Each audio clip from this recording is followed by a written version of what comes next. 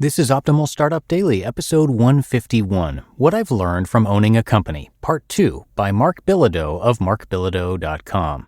And I'm Dan, I am your host here, reading to you every single day to help you optimize your life. So who's been in this pickle? To win your next big customer, you need cloud infrastructure that can sustain high performance under an enterprise workload. But without that big customer, enterprise cloud is priced out of reach. Not anymore. Oracle for Startups delivers enterprise cloud at a startup price tag with free cloud credits and 70% off industry-leading cloud services to help you reel in the big fish confidently. And with multi-cloud support and no vendor lock-in, you're free to keep building in any way you choose. Your partnerships should be assets, not roadblocks to your success. To learn more, visit oracle.com/go-to/OSD. And today's post is a continuation from yesterday, so if you didn't check out yesterday's episode first, you might want to do that so this one makes more sense. But if you're all caught up, let's hear part 2 as we continue optimizing your life. What I've Learned from Owning a Company, Part 2, by Marc Bilodeau of marcbilodeau.com. If the company is doing well, why sell? There is the constant struggle to balance the company's growth, keeping the lights on, and to secure everyone's job and morale while searching for the next opportunity. With all this time dedicated to the business, personal life suffers. However, it's important for owners to balance time with family life, to disconnect from work and maintain good relationships. This is much harder than it seems. My personal decision to sell the company came down to the fact that I felt I've grown the company as far as I could without a major personal investment. The company was profitable and had no debt. It was healthy and making money. After almost 2 decades of steady growth, I wanted to see the company go to the next level. Therefore, we searched for the right buyer that shared our vision of the technology, that understands the industry, and aims to grow the business even further. It wasn't luck that they acquired the company. A buyer of this caliber doesn't acquire businesses unless they see potential. I know there is potential to go further because the company's accomplishments and team speak volumes of its past and current successes. So how do you know when it's the right time to sell? The answer is simple but frustrating to the person who asks that question. The answer is you just know when it's time. Lessons learned and pro tips. I hope to leave some wisdom from my experiences so others can benefit. I've certainly learned a trick or two. Through trial and error, I continue to refine skills and find new ways to improve my workflow. However, there are some lessons that have become just as valuable in business as they are in everyday life. Learn not to take things personally. When pouring so much time and effort into something, it's easy to become emotionally invested to the point where any criticism hurts. However, it's important to detach the heart from what people say and take it as feedback. Listen closely, as there may be useful information. Feedback is an opinion and should be treated as such. Starting a company or a brand new hobby means doing something new and unique. Other people tend to speak negatively about something that they don't understand. However, even the harshest criticism can have a few words of wisdom. Everything else can be ignored. Write things down. It always amazes me how people try to rely on their memory. Our memories are finite. Take lots of notes and review them frequently. When bombarded with information from many different sources, writing things down takes the thought out of your head and puts it in a specific place to reference later. The mind will have one less thing to juggle around and then can think critically when the next unforeseen situation arrives. Secondly, reviewing notes regularly allows you to thoroughly think about ideas. Furthermore, additional ideas and thoughts can be explored and documented for later reference. There always seems to be an urgency to make decisions immediately. However, take the time to think things through, talk to people, and do some homework before making any important decisions. Take care of yourself. Your health is paramount to your success. When you're in excellent shape, both mind and body, you can tackle problems and keep up with the demands of life and the company. Exercise regularly, eat properly, get plenty of sleep, and avoid overworking. Working 60 to 80 hours a week may be necessary sometimes, but it will hurt you in the long run even if you enjoy the work. Eventually, your body will revolt against you.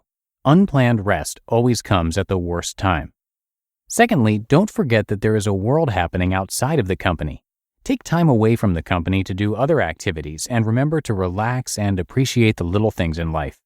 This is also a time to reconnect with yourself and never forget who you are and what's important to you. There are many different goals to achieve. However, broad goals will fail. Learn to split each goal into smaller tasks.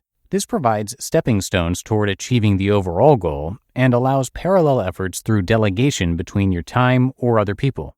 Once tasks and goals are defined, staying focused is critical. Although focus does not mean applying tunnel vision or being hyper-focused towards the goal. It's important to be flexible during the journey and be ready to react to changes along the way. Know when to stop. You will put a lot of time and attention into ideas and projects. However, sometimes the solution is to stop instead of working harder when something isn't working out. Unfortunately, most people choose to work harder and fall victim to the sunk cost fallacy. A sunk cost is a cost that has already been incurred and cannot be recovered. This cost can be money, time, or resources. People have an aversion to loss or being wrong, and sometimes then make irresponsible choices in order to avoid those losses. For example, a person hires a consultant for $2,000 to investigate the pros and cons of their business model. The person also spends many hours doing their own research. The consultant concludes that the market is in decline and the business will likely fail. However, if the person doesn't move forward, that $2,000 and time spent researching would be wasted, so they decided to move forward anyway. Learn to know when to stop. Review the data, consider other people's opinions, and keep a close eye on the progress of the goal. If all signs point to failure, then learn to let go and move on to something that's more worthy of your time, money, and resources. Final thoughts. Each company is unique, therefore the skills gained will be unique to you. However, owning a company isn't for everyone, and that's okay.